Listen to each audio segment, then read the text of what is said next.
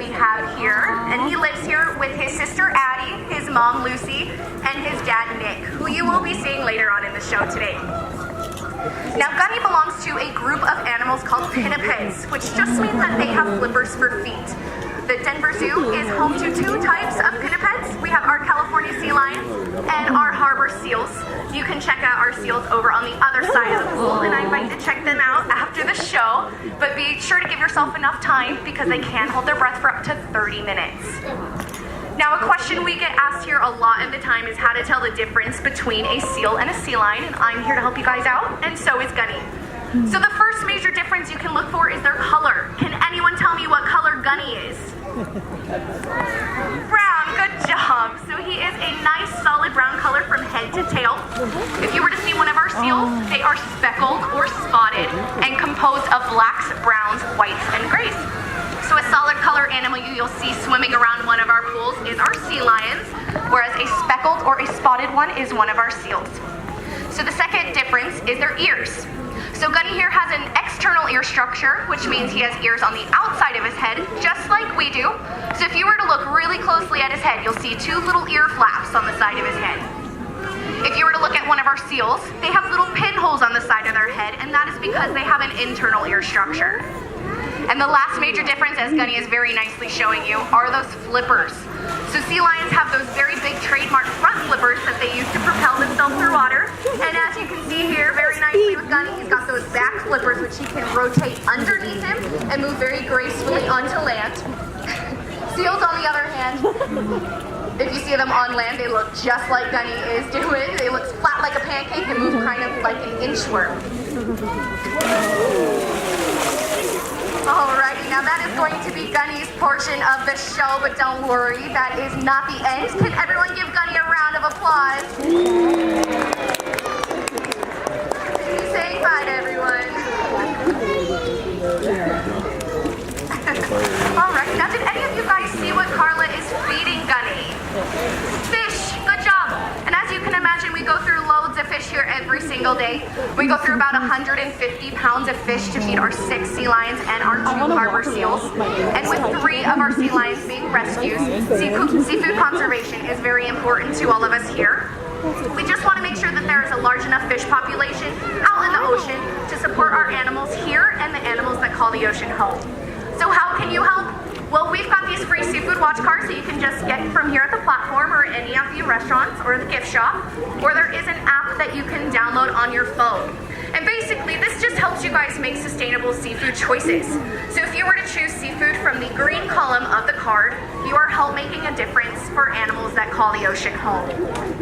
Now, in just a couple of minutes, we will be joined by Nick, who is Gunny's dad. Now, Nick is a very special boy to all of us here because he was found out in the ocean at just 1 day old. So rescuers put out a watch on him just to see if his mom would return, and unfortunately she didn't. So that is how he ended up here with us here at Denver Zoo. So when he comes out, you will see a very large size difference between them. So Gunny, on about 200 pounds, Nick, on the other hand, is about 630 pounds. So there is a very big size difference between them.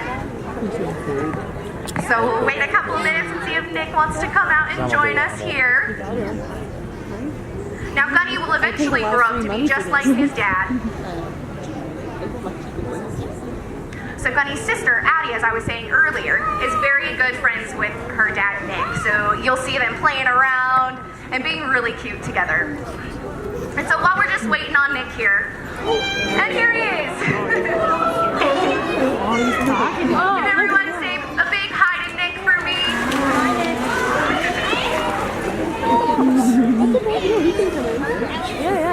So we do a lot of training with our animals here at Denver Zoo, and all of our training is done through positive reinforcement and operant conditioning. So that just means that when Nick does a behavior that he is asked, he is given a nice fish reward, just as Carla is giving him right now. And if he doesn't, that is completely fine. We like to give our animals the option to participate or not. We will just engage him in a different way or ask for a different behavior.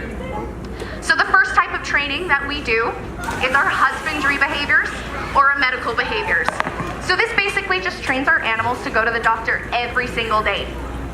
So our sea lions are trained to perform voluntary eye drops, which is great since we are closer to the sun. We need to keep those eyes nice and healthy. And if they needed a medicated eye drop, we can switch them out at any time.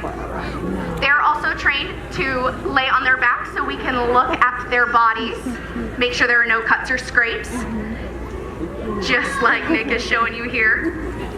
And as you saw earlier, we can also ask them to open their mouths so we can look at their gums and teeth and make sure that everything is looking nice and healthy in there.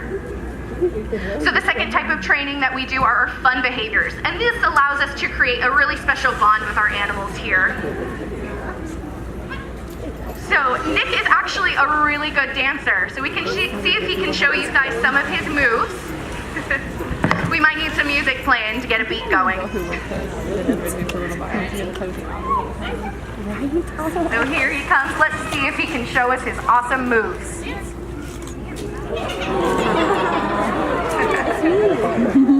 And Nick actually has a couple of different vocalizations as well, which is pretty cool. So he can do his classic sea lion bark, which is very loud. He can also do a pretty cool growl. And he does another vocalization, which we think kind of sounds a little bit like Chewbacca. Good job, Nick. And so the last type of training that we do are our natural behaviors. So sea lions in the oceans have two top predators. Does anybody know what they are? Nick is going to give you a little clue. I think I heard sharks. Good job. And killer whales is the other one.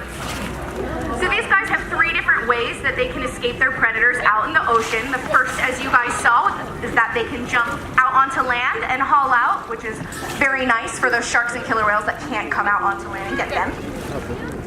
The other way that they can escape their predators is by jumping out of water. So if you guys have a look at this volleyball, it is about 8 to 10 feet high, and that is how high that they can jump. So let's see if Nick can show you how high he can jump.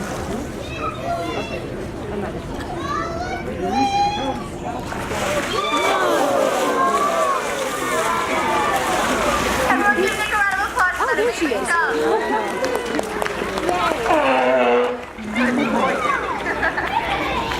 And so the last way that they can escape their predators is by swimming really fast. Sea lions can swim about 20 to 25 miles an hour, which to put in perspective for you is about 5 times faster than the fastest Olympic swimmer. So if you were to put Nick and Michael Phelps in a pool, I can guarantee you this guy would win, hands down. So we'll see if he can show you guys his super fast speed swim.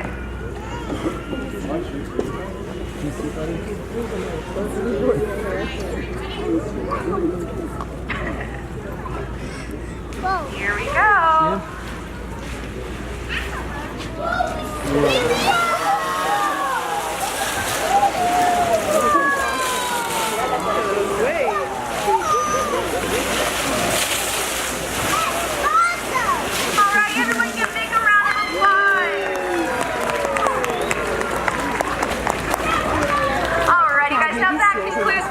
Of our show today. If you guys are headed out, thank you so much for joining us here at Denver Zoo.